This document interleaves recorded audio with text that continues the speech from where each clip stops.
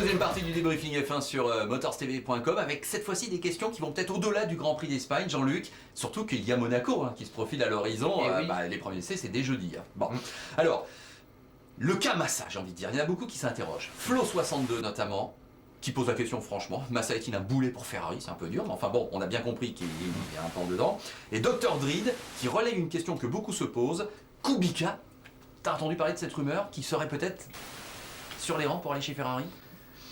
Bien sûr que ça, le paddock bruise de rumeurs, bien sûr, il y a celle-là, il y en a d'autres, et on sait pourquoi, puisque c'est le meilleur pote d'Alonso. Donc évidemment, si quelqu'un a intérêt à lancer ce genre de rumeurs pour déstabiliser le pauvre Massa, qui n'a peut-être pas besoin de ça, c'est naturellement Alonso. Encore une fois, je suis navré, ça plaît pas à tout le monde, mais ils ne partiront pas en vacances ensemble, c'est clair depuis le début.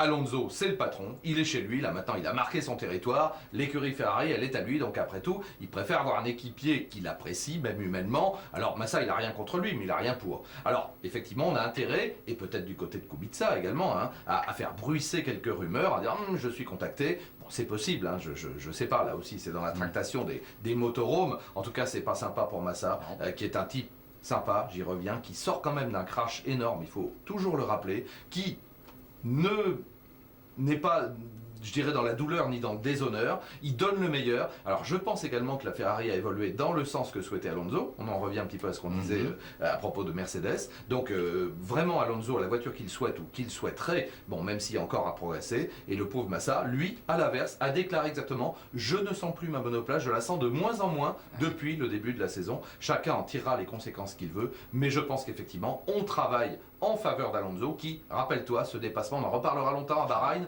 avait pesé lourd et c'est là, véritablement, voilà, Alonso, il a pris le pouvoir, il a dit, je suis chez moi maintenant et vous allez voir ce que vous allez voir, et il vient de le démontrer encore à l'évidence. Alors, ne tapons pas, ne tirons pas sur les ambulances, Massa aura certainement de beaux sursauts dans la saison, maintenant le reste, c'est des rumeurs.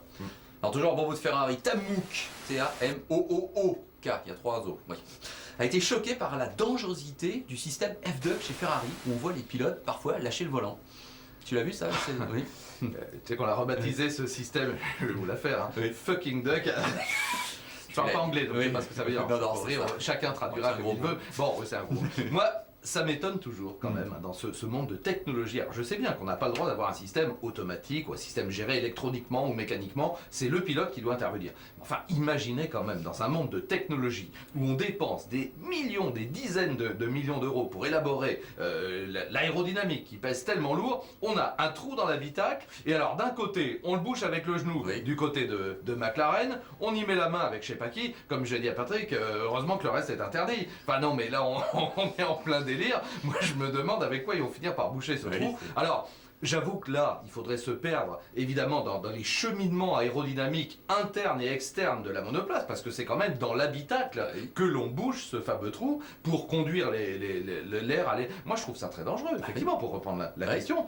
C'est extrêmement dangereux, parce que alors le pilote, on va lui demander quoi après? De sortir une main à la portière, de mettre le coude ou je ne sais quoi. Enfin non, normalement les mains, enfin c'est sur le volant, à part à une grande époque, il y avait un changement de rapport, mais ça c'était obligé. Mais là, je trouve que oui, c'est un peu canguillonnesque et je pense que la FIA devrait rapidement interdire également une action aérodynamique par le pilote. Je te dis n'importe quoi, mais et là c'est limite vrai. Si c'est si important que ça, mais le pilote il sort la main comme ça sur le côté ou l'autre, et ben je suis à 300 à l'heure, je suis désolé. Bon, si vous faites de la moto comme j'en fais, à certaines vitesses, on va dire à l'étranger naturellement, autour de 200 km/h, tu sors la main du carénage et tu te rends compte de ce que ça représente, la main en dehors d'un carénage. Et je peux dire que ta main, tant qu'elle est comme ça va. Si tu la mets comme ça ou comme ça, c'est plus du tout la même histoire. Donc à 200, t'imagines à 300. Hop, on ferme le F2. Alors une question sur Monaco, et Rechef abordait la question du nouveau format des qualifs qui aurait pu avoir lieu à Monaco. Bon, là non, il semble que ça n'aura pas lieu, donc tout le monde sera là, Q3, Q2, Q1. Bon. Qu'est-ce que tu en penses? Est-ce que ça va être dangereux, effectivement? Est-ce que ces 24 voitures, avec des différences de performance entre les unes et les autres, ça peut être chaud? Et qu'est-ce que tu attends de Monaco, globalement, en fin de semaine? Circuit formidable, circuit mythique, circuit unique dans le monde de la Formule 1, même s'il y a d'autres circuits en ville, naturellement, Singapour ou autre, mais aucun n'a le charme suranné de Monaco et pour cause. Alors, risque en qualif, oui, il y en a toujours eu, de toute manière, depuis tout temps. Il suffit qu'un pilote moins rapide, qui soit pas bien attentif à ce qui arrive derrière. Encore une fois, on va pas citer, parce qu'on a des anecdotes vécues du bord de la piste, j'en ai plein à vous raconter. Donc oui, ça peut arriver, naturellement, ça fait partie du risque, et notamment dans ce terrible tunnel où la visibilité, même éclairée pour les pilotes, est vraiment limite, ou dans une partie masquée, même si les S de la piscine, par exemple, ont été élargis, bon, c'est toujours très délicat. Alors, maintenant, accéder à la demande des pilotes, moi là je dis non, parce que honnêtement, ça fait partie du règlement. Alors sinon, pour celui-là c'est ça, pour un autre ça va être autre chose. Non, d'autant que maintenant la qualification est coupée en 3 parties, Q1, Q2, Q3, donc le risque il est surtout pour la Q1, on est bien d'accord. Puisqu'on élimine les 7 pilotes les moins rapides, alors il faudrait reprendre la grille dans le détail, mais je pense que jusqu'au 17e, on est en moins de 2 secondes du temps du plus rapide. Il y a 0 problème. Alors naturellement qu'il faudra gérer le trafic dans la première partie, les 20 premières minutes, c'est le travail des ingénieurs, des stratèges, des pilotes. Et puis je crois qu'un bon briefing bien serré en disant, alors faut pas qu'ils se jettent non plus sur le bas-côté. On a vu également là aussi des manœuvres. Oui, en Espagne ça a été chaud là. Et voilà, la sortie des stands. Et puis on a vu l'accrochage avec c'est Bassa et Karun Chandok, je me rappelle bien. À un moment où le pauvre Karun Chandok, il sait plus où se mettre, il se met dans un coin, il lève le pied, il lève tellement le pied que Massa arrive dessus comme une balle. Il faut pas en arriver à ça non plus. Je crois qu'il faut pas traumatiser les pilotes. C'est quand même des pilotes de Formule 1, ils ont un grand talent s'ils sont là. Donc il faut des consignes fermes, précises, mais pas n'importe quoi. Et puis ma foi, ça se gênera. D'accord. Allez, dernière question. Tu as vu peut-être, et JM30 te le rappelle, qu'un groupe de députés a été formé pour se pencher sur l'avenir des sports mécaniques en France. Est-ce une conséquence du déjeuner François Fillon, Jean-Luc Roy?